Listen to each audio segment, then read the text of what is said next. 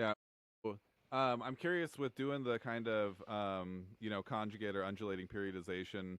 Does your training look a lot different when you get that 12 to 6 weeks out from a meet? Does it start to transform pretty radically still? Yeah, I kind of have like a standard template in terms of what I'm looking for at 12 weeks out.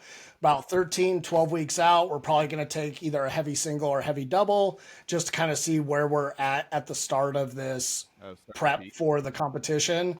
8 weeks out, I like to have them do a really heavy triple. 6 weeks out, I like them to do a almost a max double, right? 5 weeks out, we'll deload.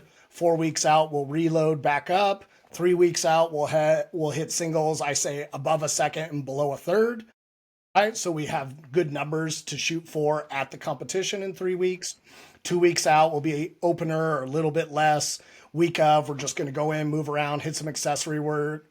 If they have 24-hour weigh-ins, I try and have them train right after weigh-ins and eating so that they can put all that glycogen back in their muscles and get that recomp going, and then get after it on competition day. Yeah. Peaking is always something that's really interesting to me. When I first started, the first few peaks I did, I tried to do like 12-week peaks, and I generally structure more like a linear block, style periodization. And so, but when I'd get to that first peak that I remember doing that was 12 weeks, I remember I made it to about like week 8, and all of a sudden, all that volume that I'd been doing in my linear block, like all that fitness was fading, right? And so Yeah, I'm in there, and like my strength is my strength is starting to bobble, and I know that I'm right. running out of gas sooner, and I'm like, oh, this was too long for me, like it was too Yeah, long of a peak.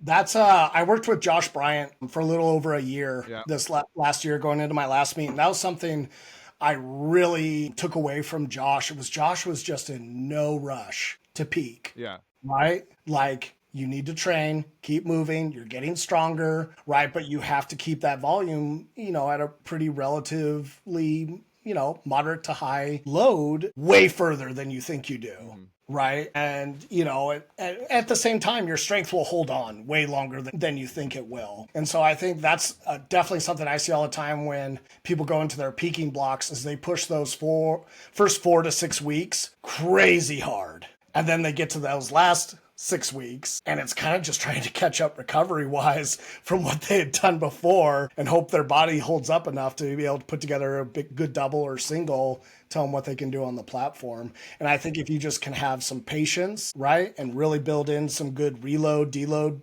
periods into that peak, you can still push volume, you can still be getting stronger and bigger, and really ride that a lot closer to competition.